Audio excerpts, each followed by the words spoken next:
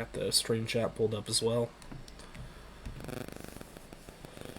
We'll give people a minute to get in here.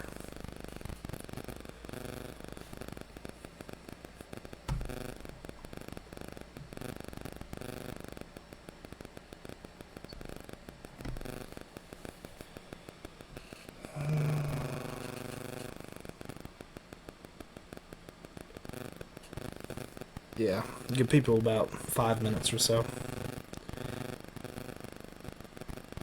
I need to create a scene. Yeah, that'd be helpful. Like just something so we can wait for people to get in here. That's what I was hoping it would do. If I scheduled it. Alright, 25. Alright guys, if you're just now getting in here, we're going to get started here in a minute. I have Storm Chaser Ashton Limley, also with the North Mississippi Storm Chasers here with us. Give us about 3 or 4 minutes to get everybody in here. You know, everybody get situated, get you a drink, if you need a snack, use the bathroom, whatever you need to do. But we'll get started here in about 3-4 minutes.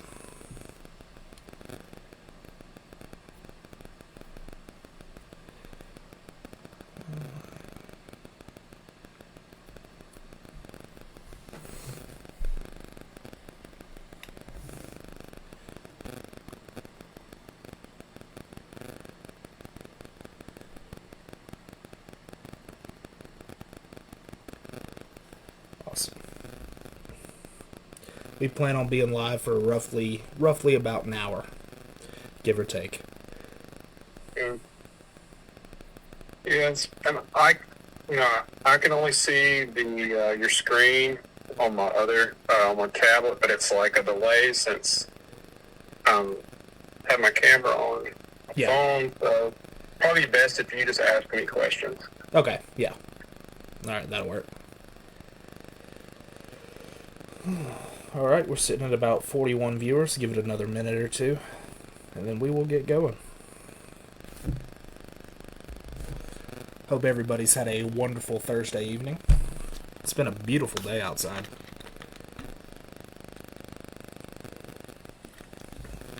You can definitely feel it building up, though. Lots of sunshine, really warm at the surface today. I think it got to mid to upper 70s. You know me, I'm a big believer in those ground dynamics, and I believe that you got to have a good heated ground before one of these outbreaks. Yeah, it's always a telltale sign that, you know, when you got those 3 to 4 days of build-up. Classic spring. The last couple events we've had, you know, they were that just-in-time moisture, and we still had a really cold ground from the winter, and I think that, you know, played a big part in why, you know, some of those days didn't produce. Yeah. We've been struggling just to get that all moisture. this heating, you know, we're going to have more of a build-up before the event. Spring is here. Unfortunately. Alright, give it just another 30 seconds or so before we get going. If you're new here, if you haven't been to one of these before, my name is Adrian Rakan. This is Ashton Limley joining me. We are both chasers for North Mississippi Storm Chasers, and we are here doing a briefing on the next 2 active days of significant severe weather.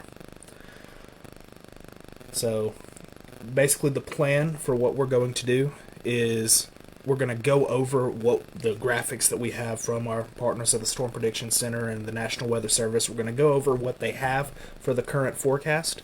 Then we're going to look in at some models just to see how it's being modeled, and then we're going to just jump into a discussion just to give our personal thoughts on exactly what's going to happen. And at the end, once we get all of that finished, we will do probably a 10 to 15 minute Q&A. Answering as many questions as we can. We're going to rapid fire it. From St. Louis to Tupelo tomorrow. From St. Louis to Tupelo. I think if you leave at noon, I think you'll be okay.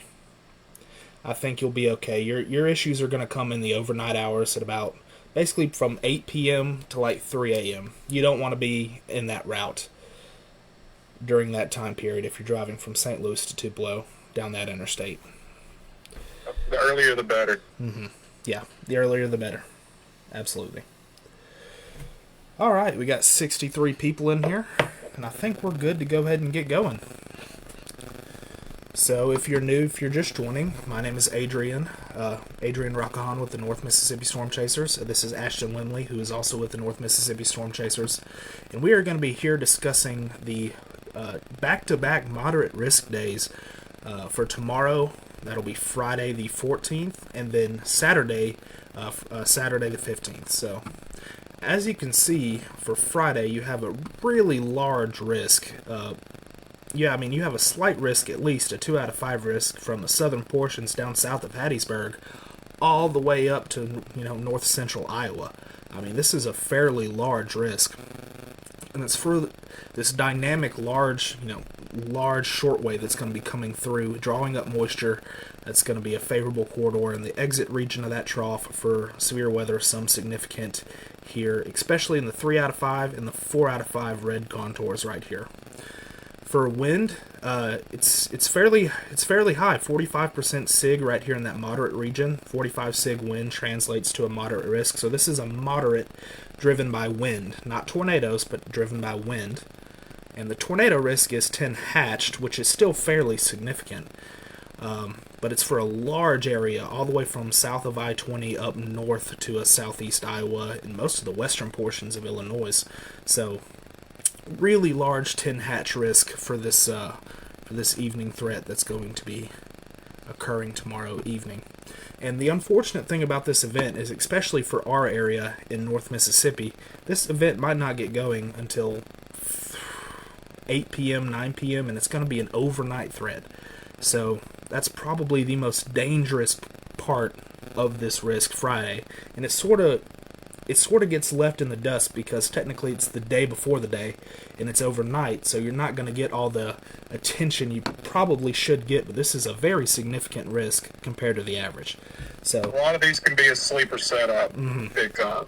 A lot of people sleep on these, but I can't tell you how many times I've seen the event before the event produce more than the actual event. So yeah, and sometimes the impacts from the event before the event can lead into the event. There's been past where it drops an outflow boundary or creates some damage in the same regions that could be impacted later on the next day. So definitely a serious event. This is a serious risk that needs to be treated with much respect, even though the day 3 that we're going to look at right here is looming large. We have a day 3 moderate, 4 out of 5 risk, very significant. This doesn't happen very often. Day 3 moderate, I believe the last one was in 2022. Forgot, it was a March event as well. It was a Dixie March event, and that event ended up being pretty significant. Now, we don't have specific wind or tornado contours for day 3. However, there is a 45% significant severe probability of seeing severe weather. And the way these probabilities work is it's within 25 miles of any given point you take through this purple contour, you have a practically 50-50 shot of seeing significant severe weather. So that is a very significant risk, especially on day 3. And likely will be driven by at least a 15% hatch for tornadoes, which will translate to a moderate 4 out of 5, and surely significant wind risk, I assume, as well. So, yeah, very intense couple of days over the next 2 days that we're going to have to be dealing with. And we're going to go ahead and take a look at the specific graphic. Let me find the ones I want. So, singling in on Mississippi so we can get on certain areas right here. So this is the severe weather outlook for tomorrow. And this is the tornado outlook. You see that you got that large 10% hatch that extends all the way south of I-20. That includes places like Meridian, Jackson. Go ahead and include Vicksburg. It's right there on the edge, but better safe than sorry. Greenville, Greenwood, Starkville, Tupelo, Oxford, Corinth, Holly Springs, anywhere through here. you have a 10% chance of seeing a strong tornado overnight on Friday. Significant wind risk, it does extend into portions of the northern portion of the state, Oxford, Holly Springs, Corinth. Tupelo's right on the edge, but it's included, so you could see a significant severe gust of wind associated with a thunderstorm as well. And then severe hail, there actually is a hatched hail outlook here for the northwest portions of the state for any supercells that maybe early in its life can produce some possibly significant hail up and over 1 inch. So here's the day 3. You can get a little bit zoomed in. Areas that are included in this moderate 4 out of 5 risk, you got Vicksburg, Jackson, Meridian, Starkville. Go ahead and include Greenwood, Tupelo right on the edge, Hattiesburg, Macomb, Natchez, Biloxi, Brookhaven. All these areas basically in the southern half of the state is going to be, or really southern third of the state, is going to be in that day 3 moderate risk. And that enhanced extends basically for the rest of the state and portions all the way up into Middle Tennessee. I mean, that is a very large enhanced risk that is covering a good bit of space, basically the entire deep south. So it's going to be a widespread event, very widespread. Multiple states could see significant impacts out of this, but especially here in Mississippi, where we are centered on this moderate corridor. All right, so timing. This is some great stuff they've been producing over at the Storm Prediction Center. Let's go to the day 2. Really awesome stuff where they're actually able to break down where your highest risk, you can see your probability of occurrence within 25 miles of a point. That translates to the point graphics, like here, like inside of this 10 hatched risks, right, it's a 10% chance within 25 miles of any given point. This graphic translates to that, right? So you can see you have the percentages, it's the same percentages as the hatch, but it's within a time frame, so you can get an idea when your area's time frame is to see these significant impacts. So this is for Friday night. Saturdays is not in yet, they only do it for days 1 and 2. That's what their research allows them to scientifically do at this point with accuracy. So you can see for each area here, let's take a couple from different portions of the state. So Cleveland, Mississippi, for example, tomorrow night you are in an enhanced 3 out of 5 risk. You can see this enhanced, this orange correlates to right here just after sunset. So your favored corridor of seeing that most significant impacts are going to be between 7 and 8 p.m. through 11 p.m. to midnight. So you can see you get that maximum right here. So that's when your time frame is going to be and when you need to be especially weather aware as you go into tomorrow evening. And that's for Cleveland. For Columbus, Mississippi, let's see. They do not have... Okay, so yours is going to peak later on as you're on the eastern side of the state versus the western side of the state. So you can see a gradual uptick as you go throughout the evening. You're going to be in a slight risk. This is meant to be, I'm sure, an enhanced. I think that's a clerical error. But as you get into 11 p.m., you can see this tornado line start to creep up to that 10% area, and that's when you're going to have your maximized risk of possibly seeing a strong tornado. It's going to be from around 11 p.m. to 4 a.m. Let's see. Alright, and let's take... So we did one for the Delta. Let's do one for Jackson, right? A little bit south of the Delta. You are an enhanced 3 out of 5 risk as well, but until about 6 p.m., you're going to be in that slight risk category as far as your impacts. So once you get from 6 to 8 p.m., that is your favored corridor of possibly seeing a strong tornado or two. As this red line right here translates to your tornado risk. So, pretty cool stuff, right, Ashton? Yeah. I do like those special graphics they put out there. They're pretty neat. Yeah. Anything outside of what your typical outlook, it's great to see that they devote their resources to that. Absolutely. it's great that we can get this accurate, that research has been able to take us this far. Alright, so let's take Starkville, for example. You are in an enhanced 3 out of 5 risk. This has your slight. It has it as a slight, but you're going to peak really close to enhanced. So as you can see, this tornado line correlates close to that 10%. So if you're in that corridor, your favored corridor, your severe weather threat is going to uptick by 5 p.m. And then you might get a little bit of a lull around 11, but after 11, it's going to pick right up close to that 10% enhanced threat for tornadoes right at about 1 to 4 a.m. So about 5 to 11 is going to be possibly a first wave, and then possibly midnight to about 4 a.m. could be a second wave for you. And this is overnight Friday. Overnight Friday. We do not have the day 3 outlook yet. We will get that tonight as day 3 turns into day 2. And just one more broad outlook that we can look at, just another tool in our belt. This is the Colorado State University. This is their machine learning tornado forecast, right? This is going to be for tomorrow. And you can see a bullseye right here in eastern Arkansas into the Delta, surrounded by a broad 10% risk through the Mississippi Delta down to Jackson, and then northeast Louisiana, and basically the rest of eastern Arkansas is in that 10%. So this is where the machine learning, the non-human aspect of forecasting is picking up on that enhanced tornado risk, especially into the Mississippi Delta, eastern Arkansas, and pinpointed right there along just south of the I-40 corridor in southeast Arkansas.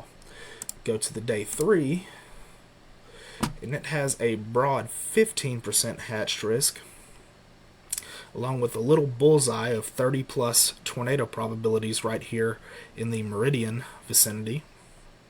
It's got a broad 15% with a hatched. Their little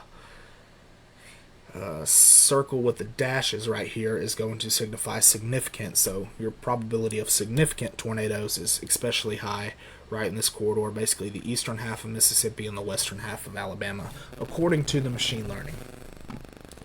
So just another tool in our belt, right? Look at as many things as we can to get the best idea of what could possibly happen. But here's what we're going to do now. We're going to get into models. We're going to take a look at the HRRR. Now, it only goes out to 18Z, which is noon or 1 p.m. on Saturday, but it'll give us a good look at Friday and give us an idea of the morning of how that system could evolve on Saturday morning. So we're still kind of out of the range of super high resolution models, but we can have a pretty good idea determined by the background environment that these storms are going to be able to work with, what kind of event we're going to be dealing with. And let me get this out of the way out of the jump. You're going to see some concerning values on the screen when I get to the overall environment that these storms are going to have to work with. It's going to appear pretty concerning. It is concerning, but you got to use it in the right context. I'm not going to overhype anything. I'm going to shoot you as straight as I can and honest as I can. That's what our mission here is at North Mississippi Storm Chasers is to do, is to give you accurate, non-hyped information and be there for you during it. So, any comments you want to make, Ashton, before we get into the models? Yeah, I just kind of want to reflect what he's saying. Some of these parameters that we're seeing in the models are maxed out. I mean, they're as high as they come. If current trends hold, it's going to be a really bad day on Saturday.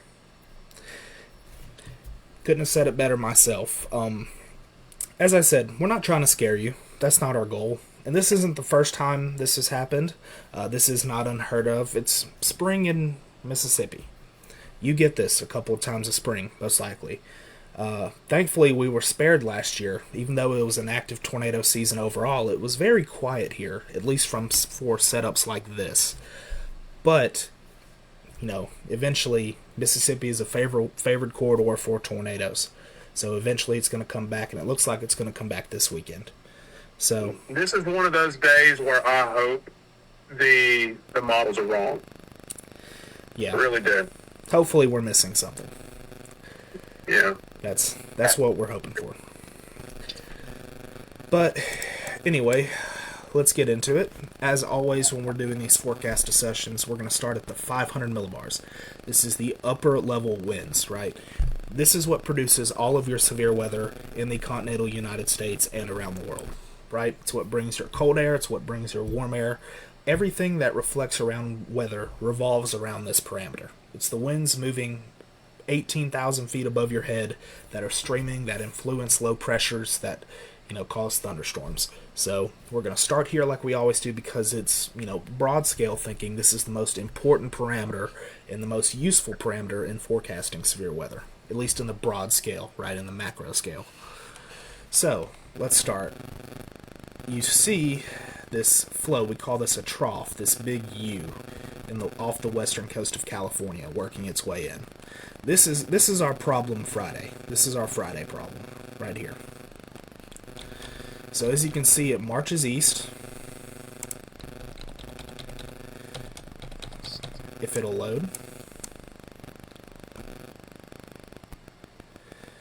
So it marches east into the Central Plains.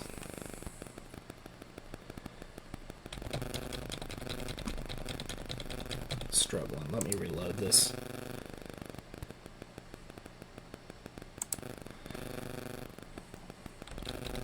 Alright, there we go.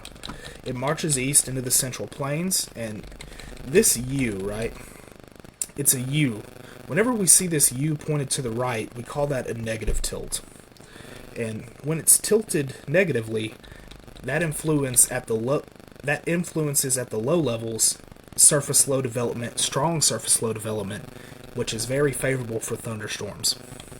So whenever we see this broad low, this strong wave rounding the base, and this big open wave, even though it's a smaller scale trough, it's very powerful with 100 to 120 knots of flow rounding the base. This is pretty textbook when you're forecasting severe weather. Closed low, negatively tilted, broad scale divergence. This, when you're looking at a system like this in the springtime, it absolutely screams severe weather. And luckily for us, we've been able to see this for a while out.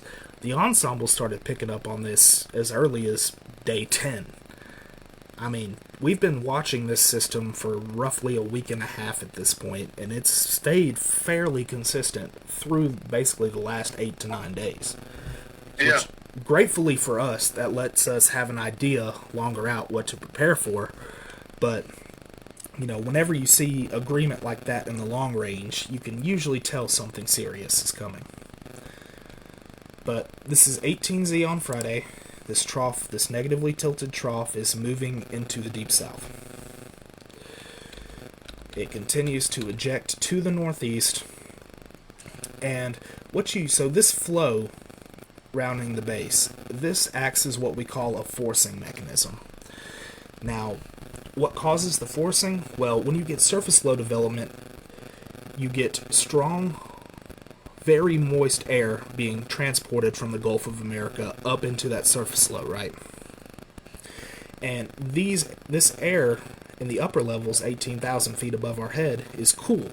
So you get warm, moist air and cool air aloft.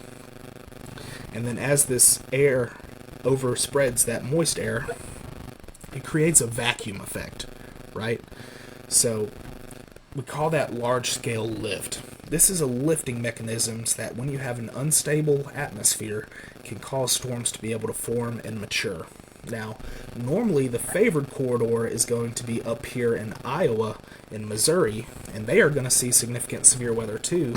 As you can see, let's go ahead and take a look at the moderate.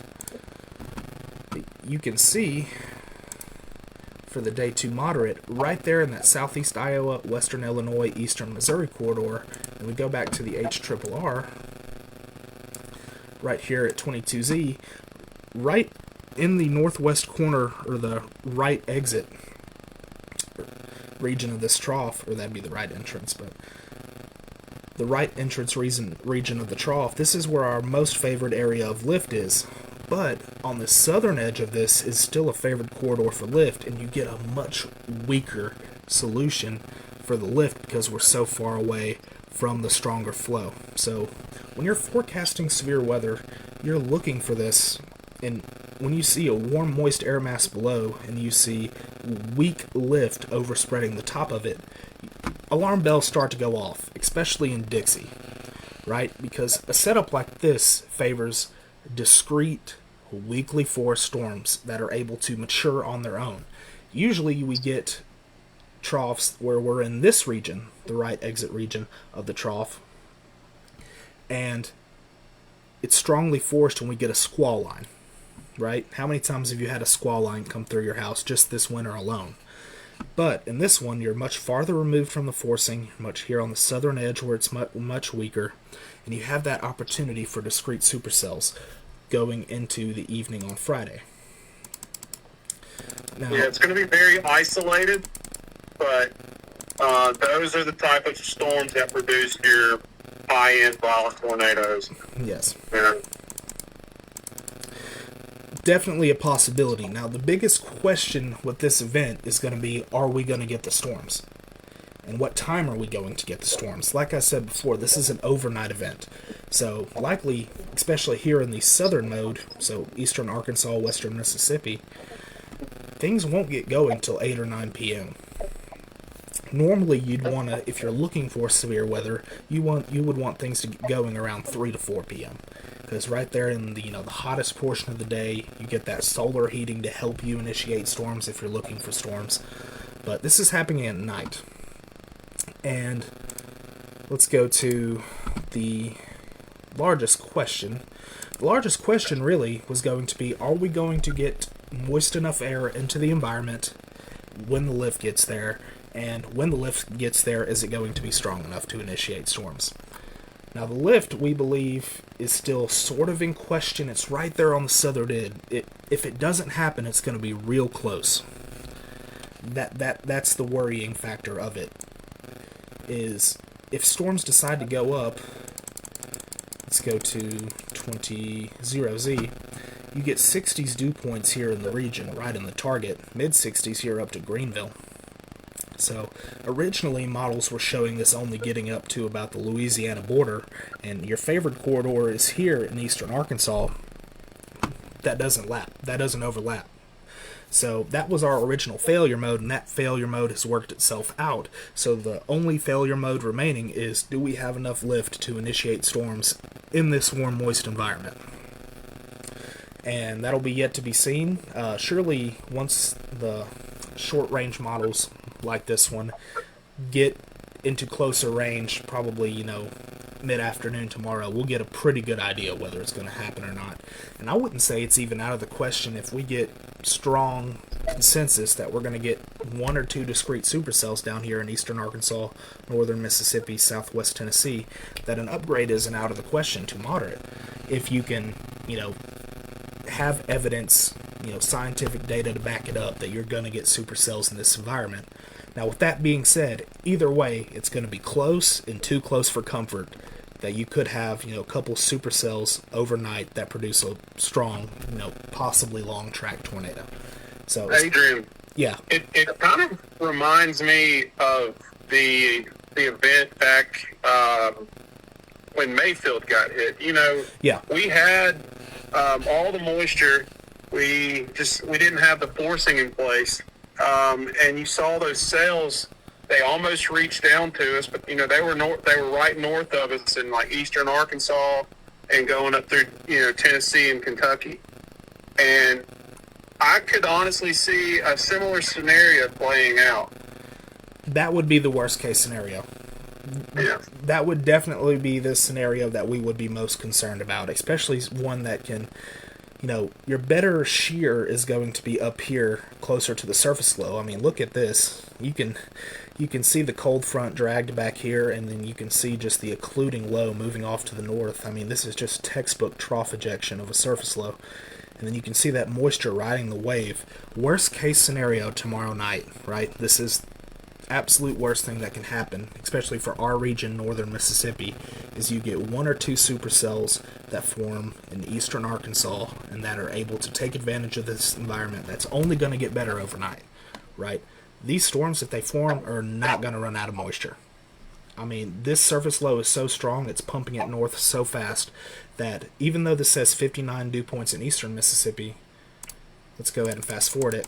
I mean, look at that moisture transport. You get 65 into eastern Mississippi by midnight. I mean, and it only gets stronger. So, if storms are able to form, big if, right? Big if. Models are flipping back and forth on it. They're not for sure. But if storms are able to form here in eastern Mississippi or eastern Arkansas, even if it's just one or two, it could be a significant tornado type of night for anybody in its path.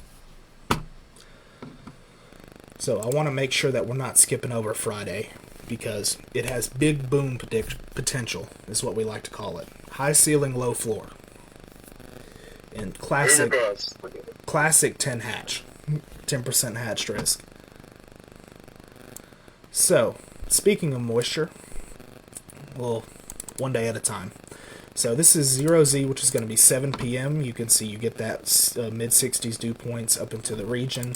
And then you go to, this is going to be 2 a.m. You just have strong mid-60s dew points all the way up into the Tennessee Valley. So let's go ahead and take a look at some of the other dynamics. So instability, right? It was another question leading into the event. We weren't so sure about the moisture transport, and moisture transport is directly correlated to the amount of instability you're going to have. And instability is just your storm fuel, right? You need to have this for storms to be able to rise efficiently into big, powerful thunderstorms. So originally we were concerned because our moisture was so low that we wouldn't have the instability to have these storms be able to go. But, as you can see, as we get into 20Z Friday, you can see these values start to uptick. Oop, don't want to do that. And then as you go into the evening, you get strong to even, moderate values of instability up to and over 2,000 joules in some places here in the Delta, which is very significant for Dixie Alley. Usually this doesn't get over 1,000, 1,500. That's really all you need. But all things considered, this is very intense for instability, at least for our region, especially overnight as well. You can see it only gets stronger as you get, rough 2,000 to 2,100 here in the Mississippi-Arkansas Delta. So if a storm is able to get going and latch into this environment, it should blossom pretty quickly. What's the 3 Cape looking like, Adrian? It's a great question. Let's take a look. I know for Saturday it's pretty intense. Let's take a look at Friday. Let's go into the evening.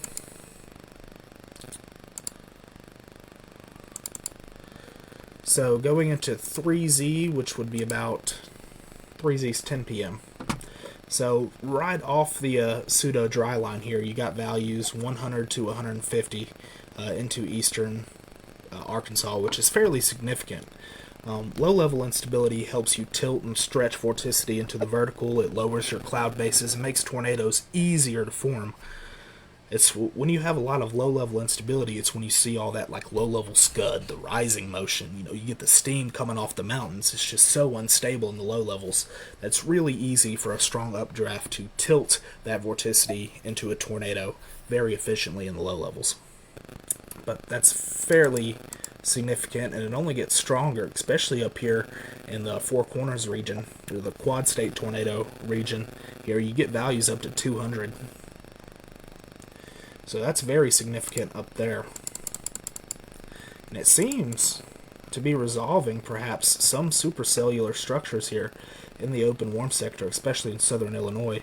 So I mean, you can see those that little gaps. Yeah, you see that little blip, and that would be a storm taking advantage of these instability values. So definitely watch out up there. But we'll get to reflectivity here in a second.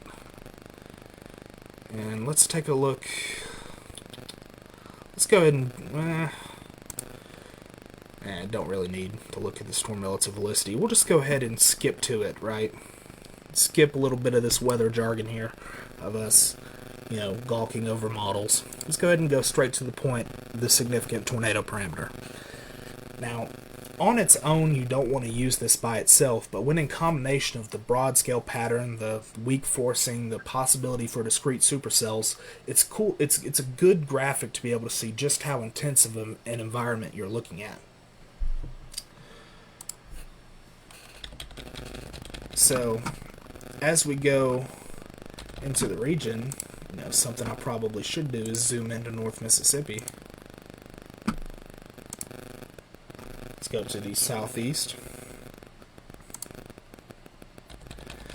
So, let's go into Friday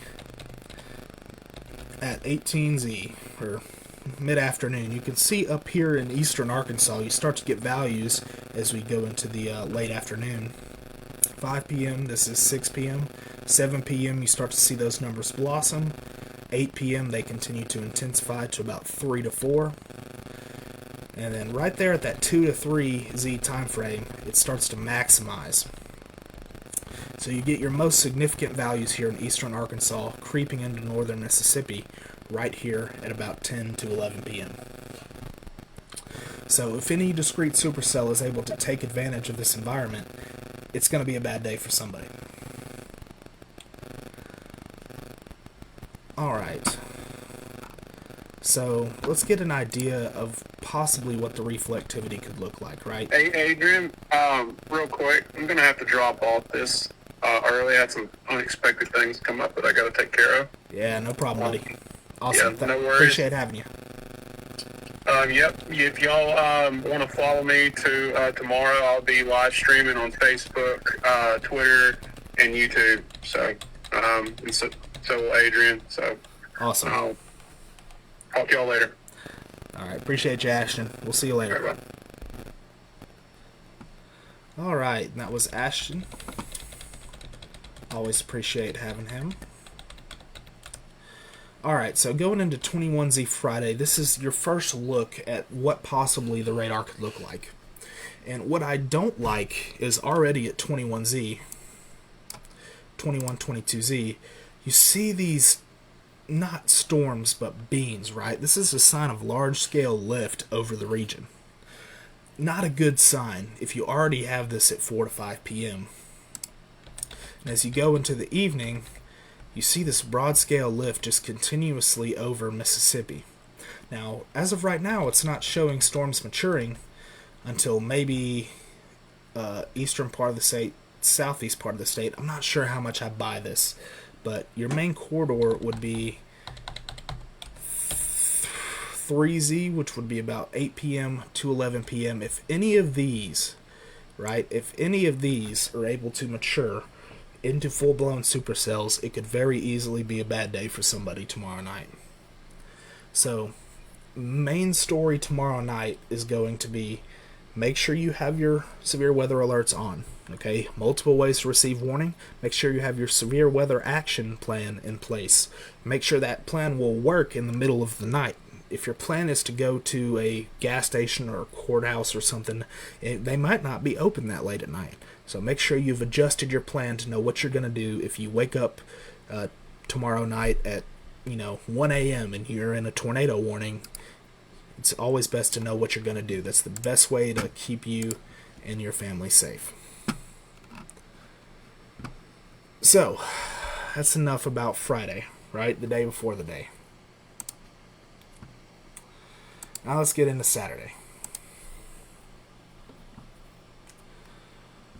Let's go ahead and click out of the Mississippi Pacific region.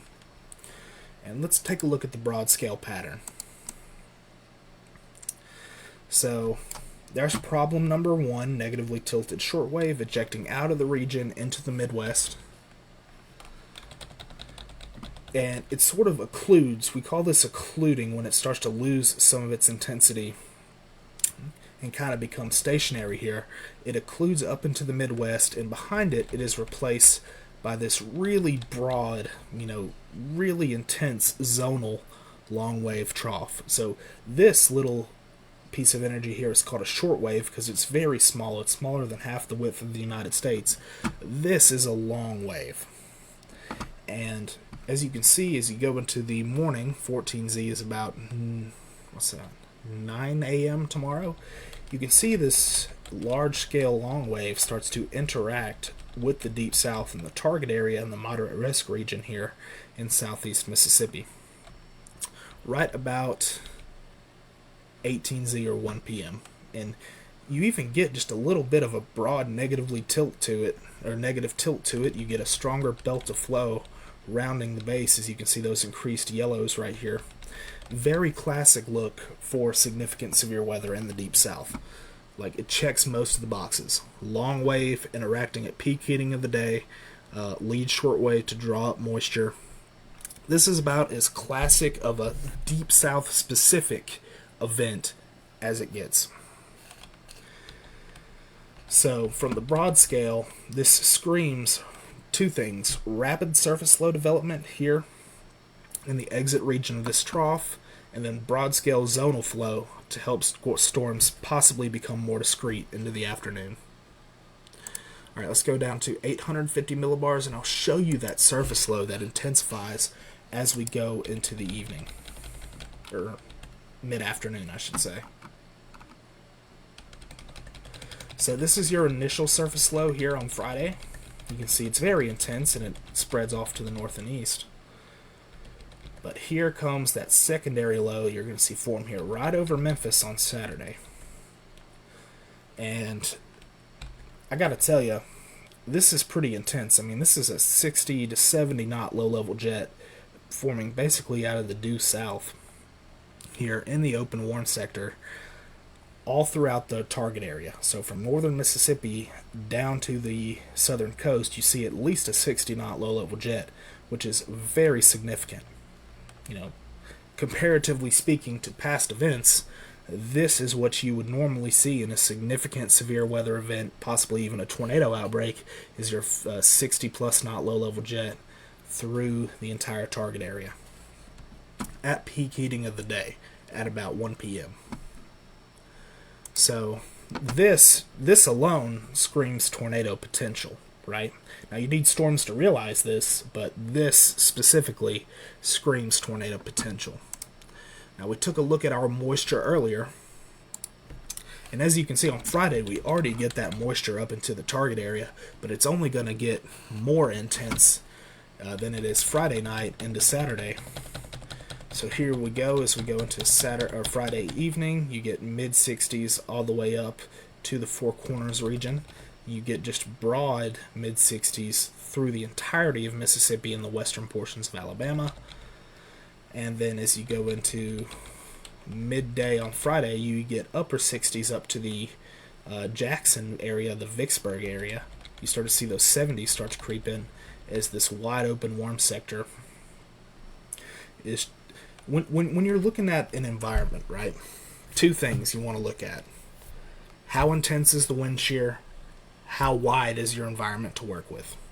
I mean this is your warm sector basically right here. I mean, that's 2 states wide nearly. This is a lot of room for storms to work with if they were to fire discreetly. I mean, they can go on for hundreds of miles, right? That's the biggest concern, is when you have this really wide warm sector and say a storm forms here on the Louisiana-Mississippi border here. There's no reason, if it's discrete, that it can't track through the portions of Mississippi, even into Alabama, right? When you see these wide warm sectors, this is a huge red flag for significant severe weather. All right. Let's go into instability.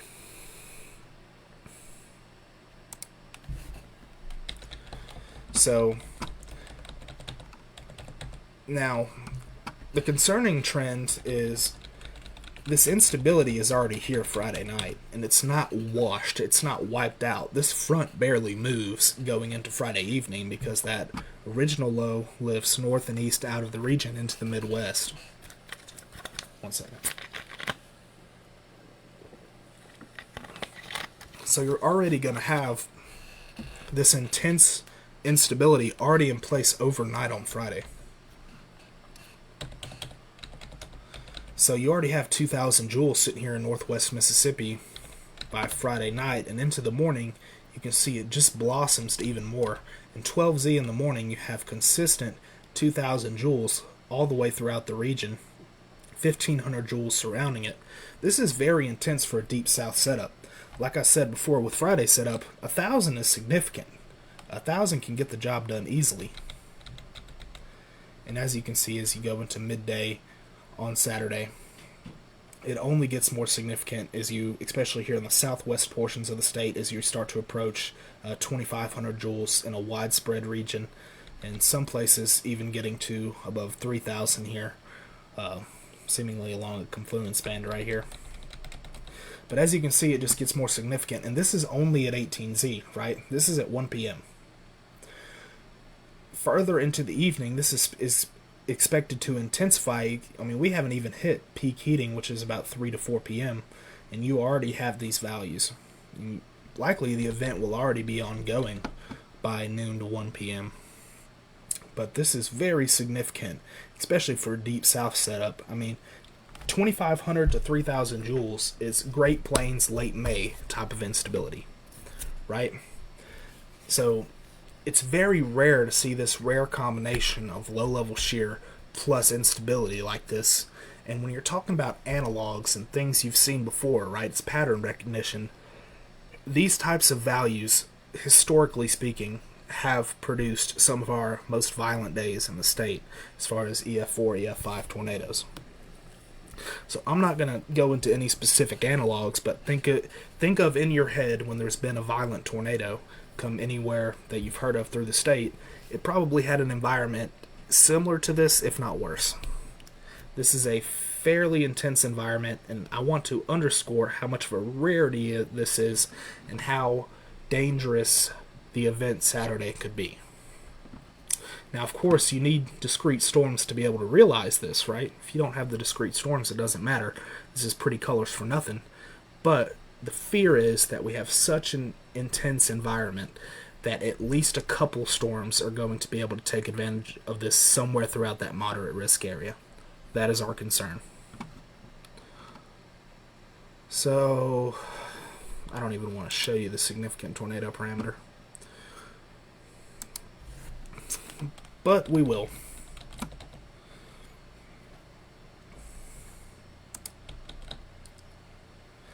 Alright, so like we said on Friday evening, you get that maximized here in northeast Arkansas and southeast Missouri. These are very intense values. Let's zoom in to the southeast corridor. That's not what I want. Let's go regional, southeast. Much better.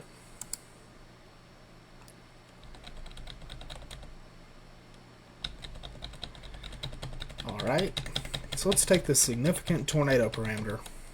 This is Friday evening. Very significant values through eastern portions of Arkansas, western portions of Mississippi. And then here we go into Saturday. Very significant as well through portions of eastern Mississippi. And it's only expected to get worse, especially as you go east and go into the evening. These are very significant values. I mean, you're seeing at values, 5, 6, 7, some even spots up higher through a broad, extended area. Peak heating of the day with strong low-level jet, strong instability, possibly discrete storms. It checks pretty much every box. If I'm being quite frank with you, normally when you're forecasting a severe weather event, you're thinking worst case scenario. You're thinking, what is the worst that can happen? You're thinking of reasons that the storm could go. We've transitioned more into this event of trying to find reasons why it won't go. Does that make sense? We're checking so many of the boxes of significant severe weather events that we're struggling to find reasons why it won't. Now, there's a couple. There's two failure modes that I'll mention here in a second. There's two failure modes that are possible. But even with those failure modes, right? Even if those failure modes come into fruition, the floor of this event is still likely to be significant to somebody. So this is a high-end environment. Historical tornado analogs suggest this is a very high-end environment, high ceiling, the highest ceiling. As we go into, this is 18Z, so 1 p.m. on Saturday. Most of eastern Mississippi and the northwestern Alabama has these elevated values. And then let's take a look at what the reflectivity could look like, at least on this model.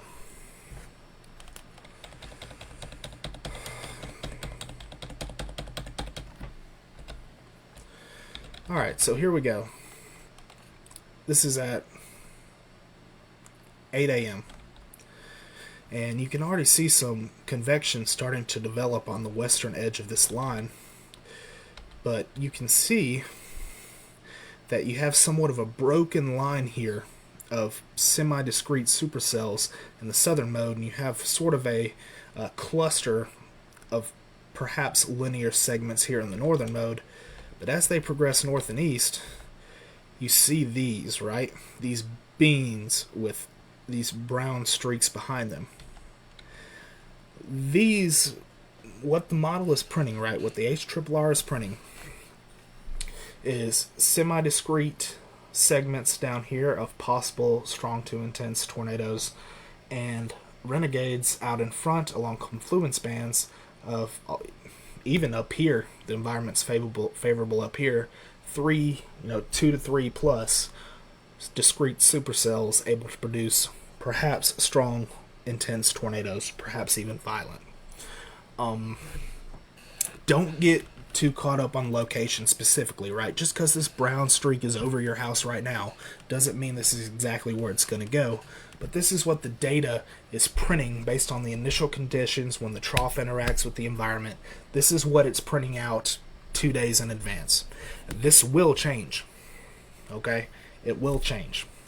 But for now, this is a very strong signal, especially 2 days out, that we could possibly be looking at a significant tornado outbreak with some strong long track tornadoes, some even potentially violent. Which is, when I say violent tornadoes, I mean your EF4s and your EF5s. So those types of tornadoes are on the table for Saturday. With an environment like this, with discrete storms in the open warm sector, able to take care of it. Able to take advantage, of this environment.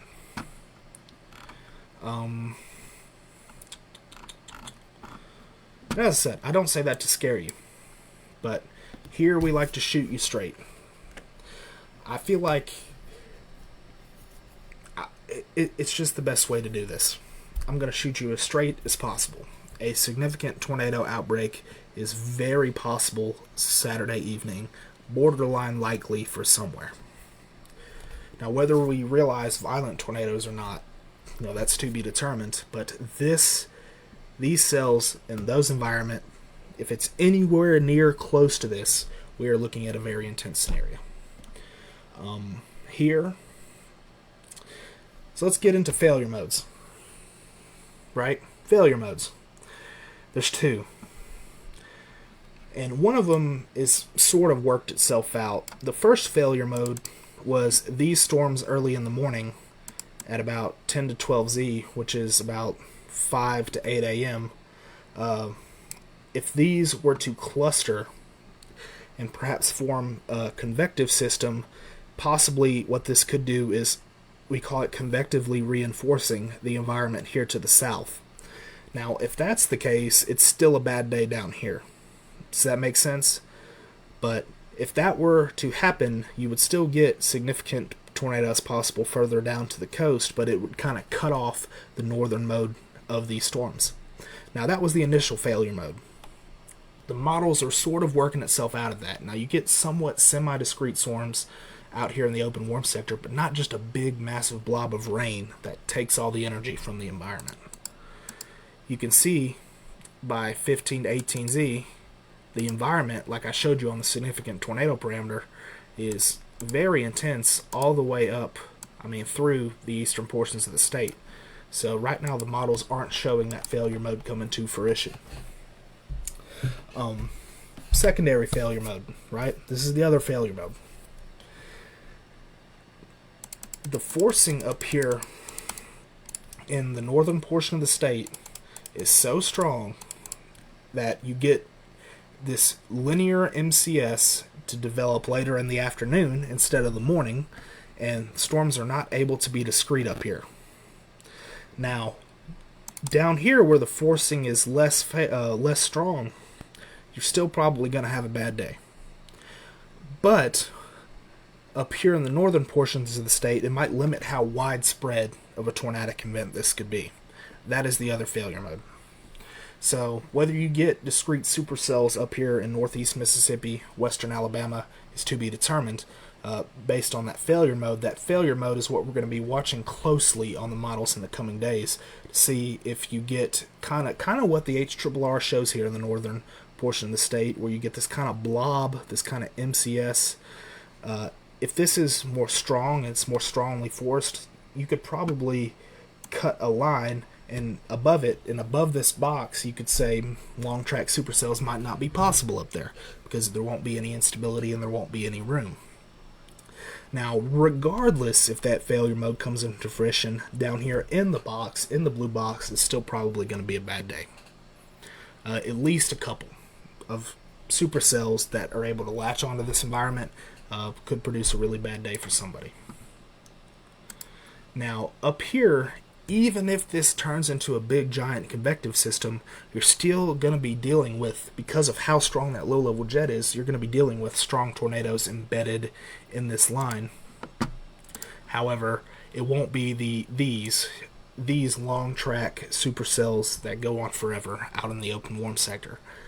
That's what we're hoping for. We're hoping to limit as many of these bad boys as possible, and that way it's not as much of a widespread damaging event as its ceiling possibly shows. So, very significant. It wouldn't surprise me, like we've been monitoring, even, let's take a look, I'll show you, oh, here it is. This is from the National Weather Service in Jackson. It says, a moderate risk for severe weather continues to be advertised and was recently expanded northwestward with today's Day 3 outlook, and it wouldn't be surprising to see some portion of the area with a greater threat. What they mean by a greater threat is a high risk. Scattered to numerous discrete supercells are likely to develop in the warm sector. So this is backed up by professional meteorologists at the National Weather Service, at the Storm Prediction Center. Scattered to numerous discrete supercells are likely to develop in the warm sector.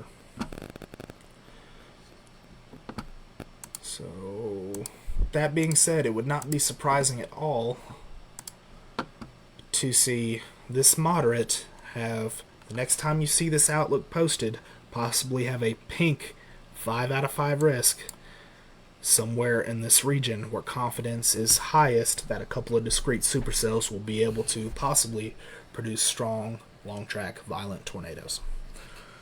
So that's the kind of day we're dealing with. Now with that said, we're going to get through it. On average, we get about 1 or 2 of these a year down here. Last year we lucked out, we didn't get any. This year it doesn't seem to be the case. We're going to be here for you. We're going to make it through together. It's going to be alright. It's going to be scary. Just make sure you have your severe weather alerts in multiple ways to receive them on your phone, starting tomorrow night, Friday, going all day Saturday into Saturday night. That's the best way you can protect yourself, is to have a plan, to know when and how to execute that plan, and then executing the plan when you get the warning, right? Saturday is going to be one of those days where you need to be weather aware all day. you probably should be checking in with either our page or National Weather Service in Memphis or the radar, or just you need to be sort of aware of what's going on. Now, on the good news is, unless you're right in front of it when it first forms, with longer track discrete supercells, usually you have a much longer warning time. Like, for example, downstream of the Rolling Fork supercell 2 years ago, which is the type of tornadoes we could be dealing with Friday. Of course, when it dropped in Rolling Fork, they only had about 5 minutes or so of warning. But past that, they had 20, 30, 40 minutes of warning. So, if you're looking for a bright side to this event, hopefully we should be able to get plenty of warning out. The National Weather Service teams in Memphis and Jackson and Birmingham, they're going to be in full force, making sure people are aware of the dangerous storms that are going to be coming their way. So, as I said, just make sure you have your ways to get warnings. Make sure you know where to get them. Make sure you know how to execute your action plan. Make sure that you have a go kit, right? First aid kit if you have it. Helmet. Helmets are huge. If you're in a tornado warning and you are sheltering at your home, helmet, anything on your head, greatly increases your chance of survival on a direct impact from a tornado. The studies have shown that the number one cause of tornadic deaths is trauma to the head from debris hitting you. If you can put something between the debris and your head, you have a better chance of survival. So, as I said, these are just things that you can do. You can check these off the check these boxes off the list, and the more of them you do, the safer you will be. Yes, all warnings, severe warnings included. Absolutely. Regardless of if it's producing a long track tornado, with these wind profiles that are in place, damaging winds are absolutely going to be an issue. It wouldn't be surprising to me at all to see another 45% damaging wind risk issued for these storms as well. So, any storm that impacts you is going to have a chance of producing significant severe weather. Yeah, I know it sounds kind of dire when I say it out loud, and I know this forecast discussion has been kind of a little bit alarming, a little bit scary, but as long as we're prepared and we know what to do, we shouldn't be scared. Right? We're going to make sure we handle our business, and we're going to make sure that we do what we need to do to keep our family safe. So that pretty much concludes the overall discussion, right? The forecast discussion, I should say, of what we have to this point. I probably won't be able to do these tomorrow because I will be getting ready to chase. I'll be chasing the overnight threat as well as Ashton, as well as some of our other chasers. We're going to be out in full force. We'll probably have 5 or 6 chasers out trying to get on these storms tomorrow and Saturday to make sure y'all stay as informed as y'all can possibly be. I will be leaving tomorrow afternoon, probably setting up somewhere in North Mississippi. I haven't decided yet, and then I'll be blasting south to either Tupelo or Meridian, haven't decided yet, to set up for the possible significant tornado outbreak on Saturday. Alright, so give me 1 second, and I will open the chat. And we will do probably about 10 minutes of Q&A. And I'll answer as many questions as I can. Let me get another drink real quick. My voice is starting to get hoarse from talking so much.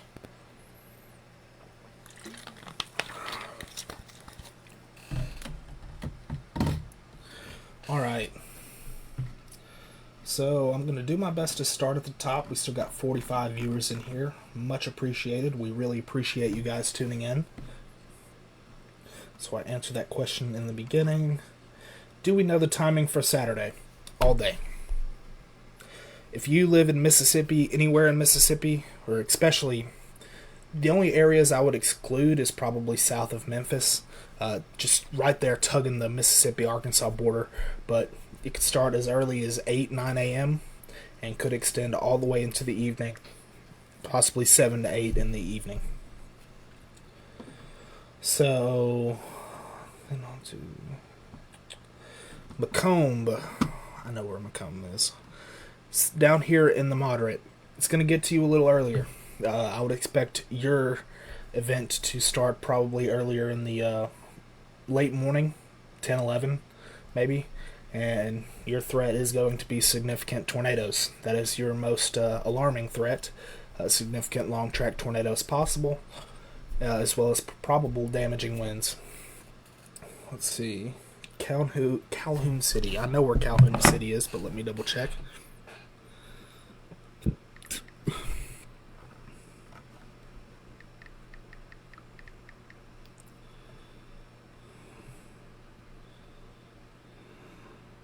South of Oxford, east of Grenada. You're in that moderate risk as well.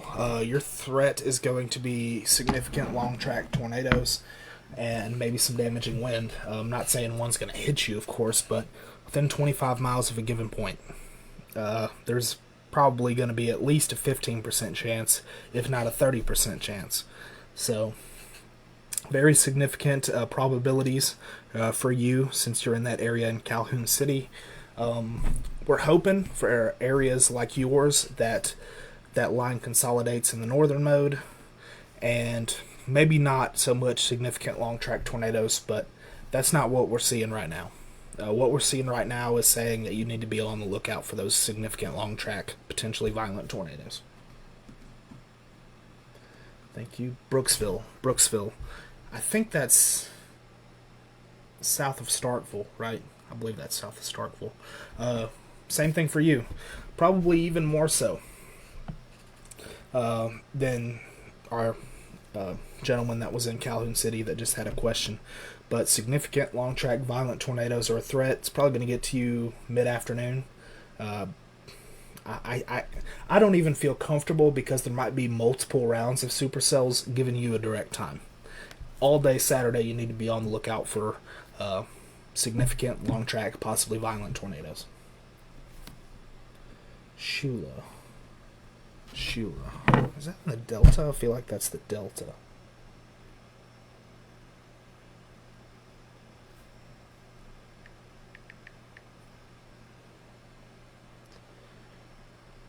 It is near Belzoni. Okay, so you are in the Delta. I think you're right here on the edge of the enhanced. You're between the enhanced and the moderate. It's whatever you get, it's going to be earlier. I can comfortably say that, and it'll probably be out of there by mid to late afternoon. Yours probably won't be so much of an all-night threat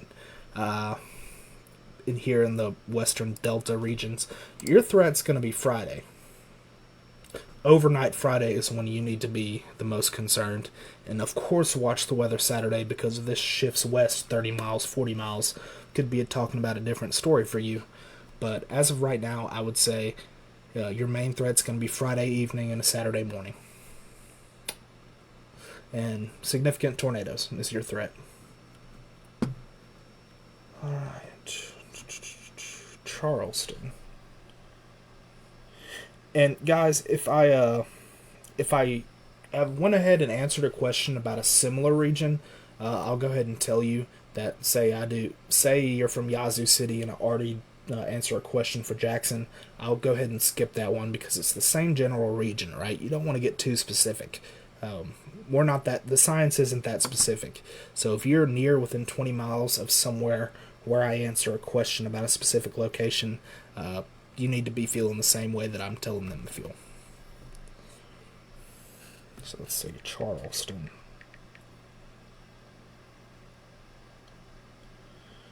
Charleston is south of Batesville, west of Oakland. In the Delta, so similar story like I just told that nice lady from Chula. You're in the enhanced, it'll probably end up being a 10% hatched. Wouldn't surprise me at all to see the moderate extended up there. You need to be looking out for strong to intense long track tornadoes. some spin-up tornadoes along the line, and your time frame is going to be anywhere from 8 a.m. on Saturday. Well, it's really going to start Friday night because you'll have that overnight tornado threat that's slightly less significant. I'm just going to tell you 10 p.m. on Friday night to 8 p.m. on Saturday. You need to be looking for strong tornadoes that are a possibility. Now, they're not going to come back to back to back to back. You'll probably get a lull after the Saturday night storms, but you're probably going to have 2 rounds. One Friday night, one Saturday during the day, probably early Saturday. And you need to be on lookout for strong, intense tornadoes.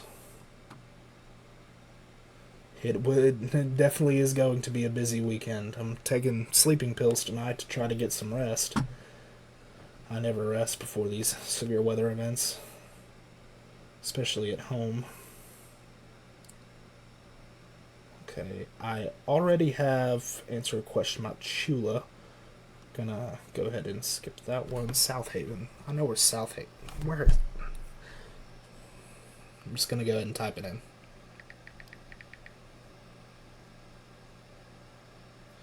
South of Memphis. Okay, you're right here on the edge of the enhanced and slight. Your main threat's going to be Friday night. I'm comfortable saying that. Overnight, probably 10 p.m. to 4 a.m. And then you might get a weaker round in the morning, but unless something drastically changes, I think your strong, long track, intense tornadoes for Saturday are going to be to the southeast of you.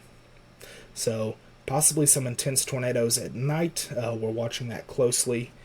As you can see, let's go to the day one. You are right. You are right here where my mouse is. So you are firmly in that 10% hatch tornado. Definitely need to be on the lookout Friday night and Saturday. But mainly Friday night for you. Let's see. Moorville. I know where Moorville is. I'm close to Moorville. You are here in northeast Mississippi, firmly in our partners at WTVA's viewing area. So it's going to be a little later for us, probably around midnight, is when we might see some our strong tornado threat for Friday night. But Saturday is probably going to be the bigger day that we're more concerned about. As you can see, we are just on the edge of that moderate. So long track, strong, potentially violent tornadoes are on the table for us here in northeast Mississippi, especially to the south of like Tupelo and slightly south. Draw it to Winona, Columbus. If you're in that general vicinity, strong, long-lived, potentially violent tornadoes are the biggest concern, as well as possibly a squall line with some embedded tornadoes and damaging winds.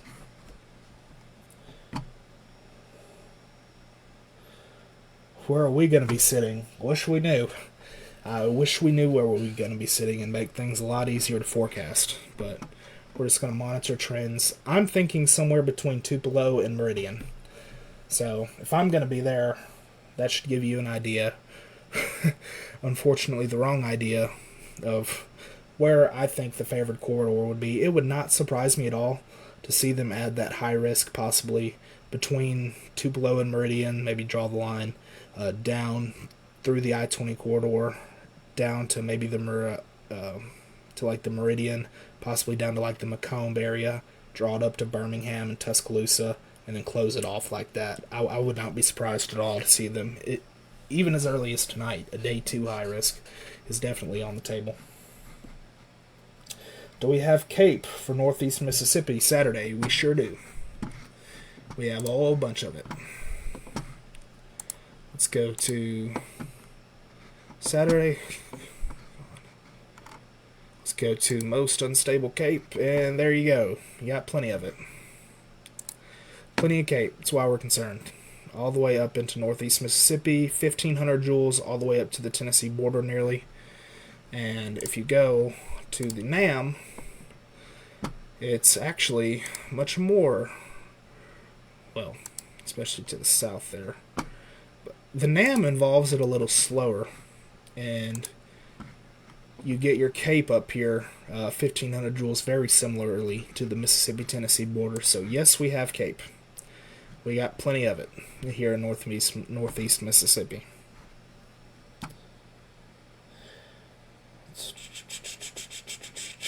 Do you think that North Mississippi goes moderate with strong tornado threat? Yes. Now, a lot of North Mississippi is already under this moderate. I don't know about areas just south of Memphis, because the boundary, I'll show you the boundary. You can see how the boundary is kind of northeast to southwest oriented right here, especially as you go into the afternoon. But if you go early into the morning, you still get plenty of that instability, so it wouldn't surprise me to see an elevated tornado threat up here. But I think your more substantial tornado threat is going to be down here to the south, into the open warm sector, to points northeast of there. So I think they got the lines drawn pretty good as far as the northwest extent of this moderate. Although it wouldn't surprise me if the models slow down a little bit, that they decide to go ahead and include the rest of northern Mississippi, or if they make room for perhaps a large high risk, then they might go ahead and drag that moderate forward, but time will tell. How bad are these storms going to be? Possibly the worst, right? Think about violent tornadoes of the past. I'm not saying they're for sure going to happen. I'm not saying this is going to be, a historical outbreak. But what I'm saying of is think of your Rolling Forks, think of your Yazoo City 2010s, think of the tornadoes that you saw on April 27th, 2011, those type of tornadoes.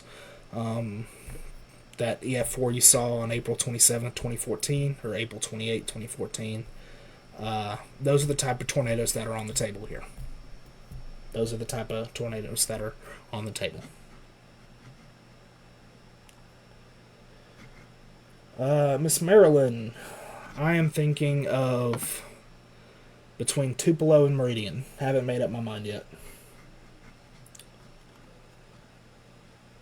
With no interior spaces, like every room has window. Okay, so very good question here from Miss Alyssa Palmer.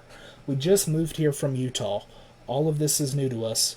What would you recommend doing in a house with no interior spaces, like every room has windows? I would suggest not being there, right?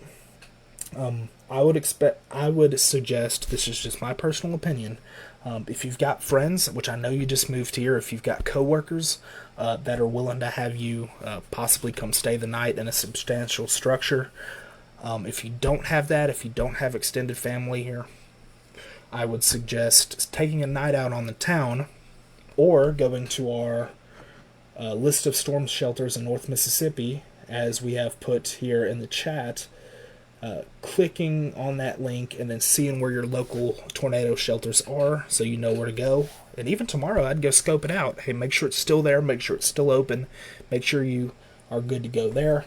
And then if you can't find any that are really close, just spend the day out on the town.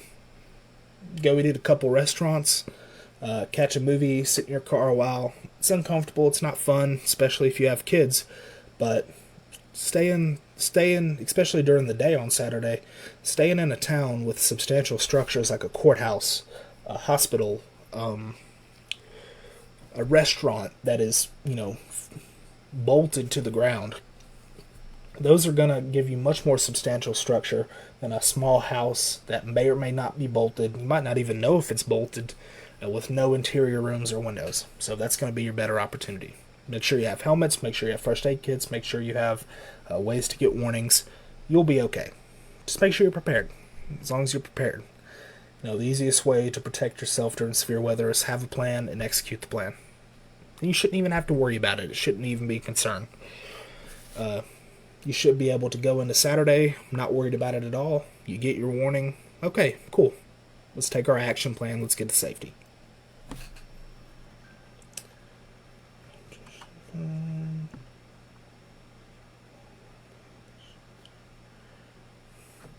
Completely understandable. I'm not sure where you're from, Nicole, Andrew, Sheffield.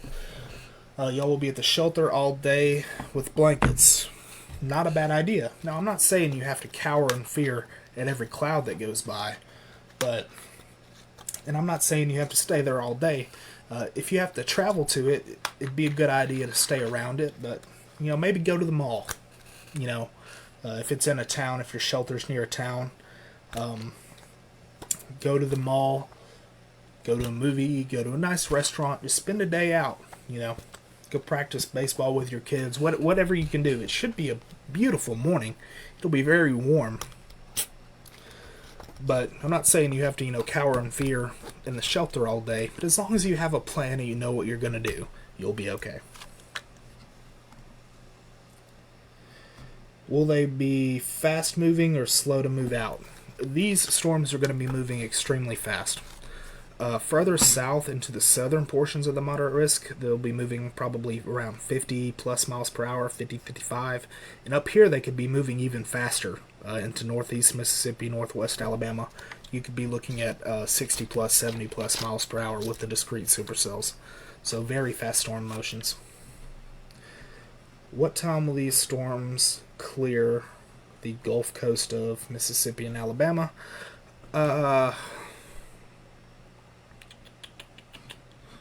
Let's not speculate. I don't have...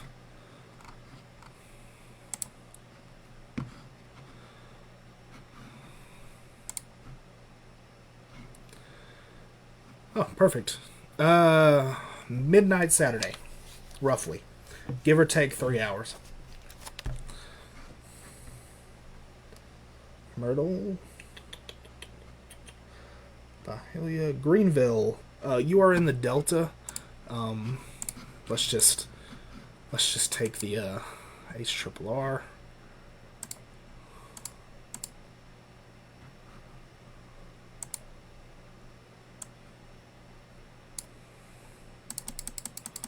So you could see storms as early as as early as 7 to 8 p.m. on Friday. That's your first round. They should move through by midnight to 1 p.m. or 1 a.m. I should say. Then your second round comes through and should be gone by around early afternoon on Wednesday. No, wait. Byhalia, you're up here. Okay, that's right. Same story basically. You'll have your first round coming late tomorrow night, and then you'll have your main round that'll come early morning to mid-afternoon on Saturday.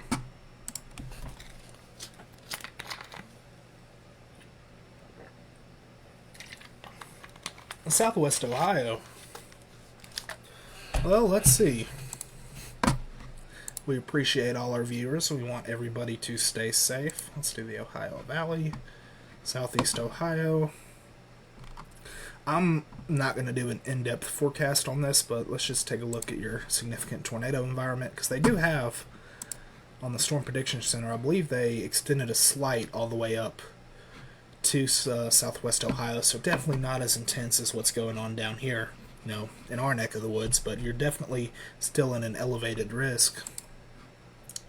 Significant tornado parameter. This is per the 18Z HRRR. You do get somewhat of a maximum early morning on Saturday. Just out of curiosity.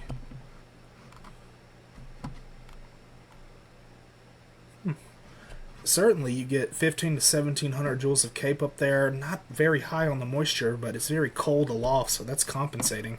Sort of a cold core-esque environment up here. But favorable wind profile. So definitely could see a couple tornadoes up here in at least Indiana. Maybe not. Are you what part of Ohio? Southwest Ohio. Early morning Saturday, be on the lookout, because if this translates just a little bit, that environment could be over you. So go ahead and give you an idea of what the reflectivity could look like. So some weak storms as they exit that warm sector in central Indiana Friday morning or Saturday morning. Then once they move out and out of the instability axis, they should lose pretty much all of their steam, but definitely be on the lookout for maybe a couple tornadoes. Not sure about strong given the environment, but definitely be on the lookout early morning Saturday. That's your time frame. Greenville. All right. Let's see.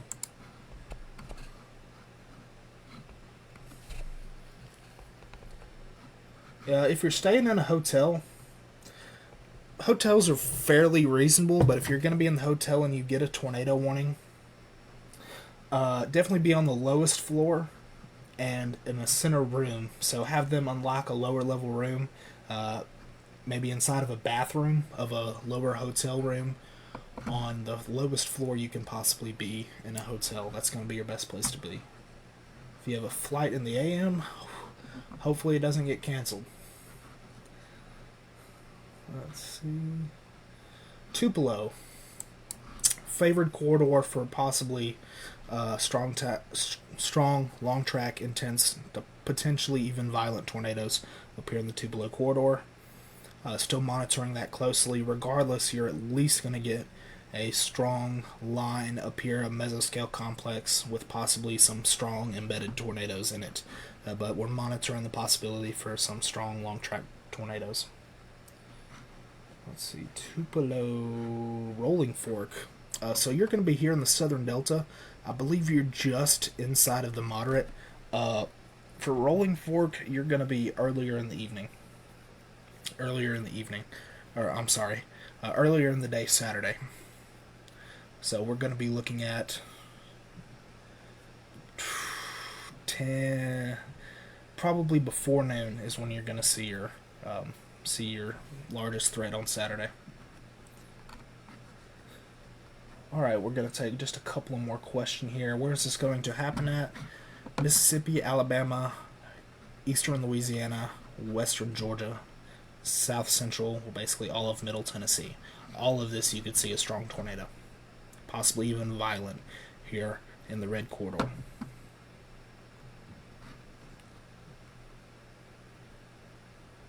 Alright. And Collierville, Tennessee, up here north, close to Memphis. I think your biggest threat is going to be Friday night, overnight hours on Friday, where you could see potentially a strong tornado. And you need to be on the lookout early Saturday morning as well for the chance of possibly a strong tornado coming through, as well as probable damaging winds. Northeast Itawamba County on Saturday. All day. There could be multiple rounds. As early as 9-10 a.m. for you in Northeast Itawamba County. And then could be a secondary round that comes through early afternoon. And then maybe even a third round that comes through late Saturday evening as the main front comes through. So multiple rounds, be ready for it all day. Golden Triangle. Golden Triangle, that's Tupelo. I'm pretty sure this is here where I'm having it circled. If that's the case, then strong long track tornadoes, potentially violent, are your main concern all day Saturday. As well as a complex that may or may not come through, carrying strong tornadoes embedded and significant damaging winds. Let's see. Okay. Guys, I think we are going to go ahead and end off the stream. If you have any questions going forward, I've already been on here for an hour and a half. If you have any questions going forward, you can rewind and go through the original forecast discussion where I go over in depth each area and the timing you can expect to see these events. But yeah, we're going to be okay. We're absolutely going to be okay. We'll get through it like we always do. You get a couple of these a year. You know, don't be scared. Just make sure you're ready. Have a plan, and we'll get through it together, guys. So, as always, at us here at North Mississippi Storm Chasers, we'll be here for you before, during, and after the storm. If you have any questions, you can reach out to me personally. My name is Adrian Ronca Hahn, RONCA-HOHN. look me up on Facebook, shoot me a direct message, and I'll be more than happy to answer your question overnight. And possibly here on this video as well, as we go over some of the extra comments later on. But if you missed the main discussion, go back, rewind it, watch it. If you could, it helps us out. If you could send a like and share and repost this video, it helps us get the word out. You know, if your share leads to the reason that someone knows about this and takes action during a tornado warning, you know, you could be a hero tomorrow. So help us get the word out. Call your friends, call your neighbors, make sure they're all aware of what could possibly happen, because especially Saturday, Friday night too, but especially Saturday has the potential to be a really bad day. So, as always, guys, appreciate y'all for watching from the bottom of my heart, and we'll get through it together. Y'all stay safe, guys.